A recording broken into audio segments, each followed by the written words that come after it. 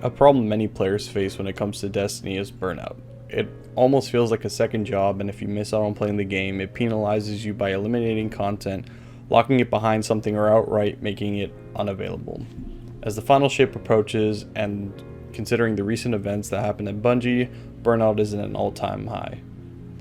I've been feeling it myself, and here's how I've been dealing with burnout and the fear of missing out.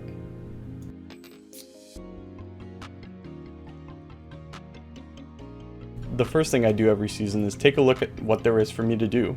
Generally, I have a few things that are standard for me at this point in terms of setting goals for each season.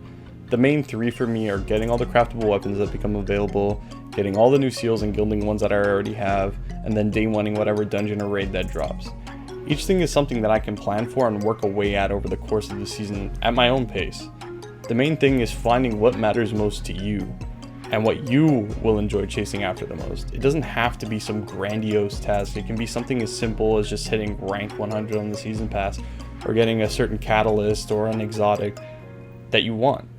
That's the beauty of setting goals for yourself. When there aren't any dire consequences to not reaching your goals, getting one thing, everything, or something in between is better than nothing at all. At the end of the day, you get to decide what is enough for you, no one else. You get to play the game how you want.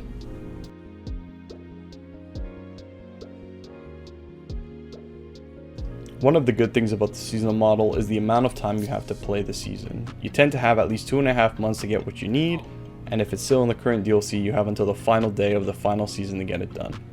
Building off what I said in the previous segment about seasonal goals, there are two things to keep in mind.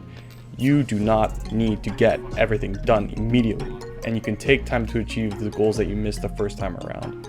You can always come back to something if you missed it, or if you're not sure what to tackle in the current season, or you've run out of things to run in the current season.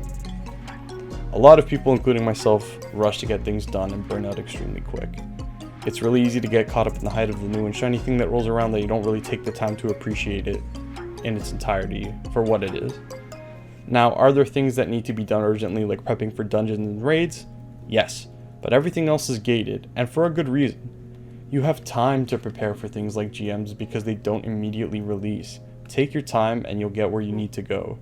If you do everything in the first week and then complain that there's nothing to you, that's on you, not the game. Good things come to those who wait and take time to smell the roses.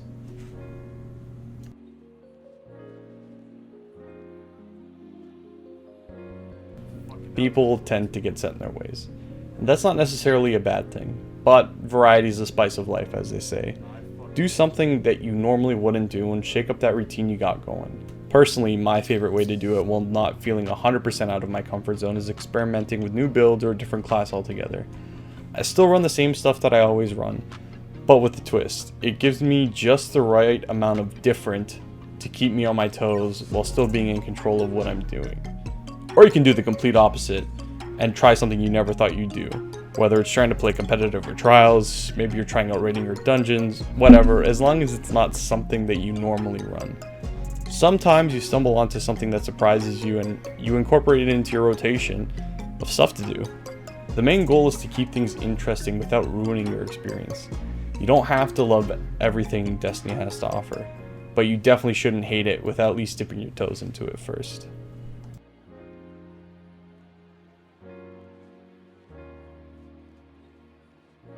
Can we be honest with ourselves for a minute here? I mean, really dig deep and address an issue that we all kind of bury away whenever we talk about Destiny and burnout. Even though it may be our favorite game, we're all kind of addicted to it, at least in some way, shape, or form. We can play other games, and we shouldn't feel bad about taking a break from Destiny.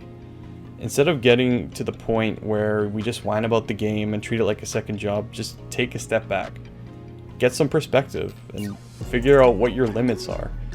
You don't have to spend every waking moment grinding away at the game. The game will still be there when you don't want to play it for a few weeks. I've been playing other games like Diablo and Division to scratch the itch while I'm tired of Destiny. And you know what happened? I came back and enjoyed my time while I played the game, prepping for the next season. You can dictate the terms of your relationship with this game, not the other way around. Yes, there are time constraints, but you can decide when to do what you need to do, and nothing can stop you except yourself.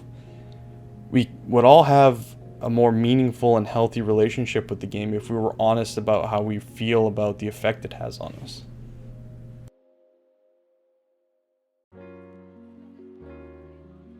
Now that we're at the end of the video and you've had time to hear what I think, I hope you take this information that I've laid out and take it into consideration when Season of the Wish starts. I wish you all good luck, and I'll catch you Starside Guardians.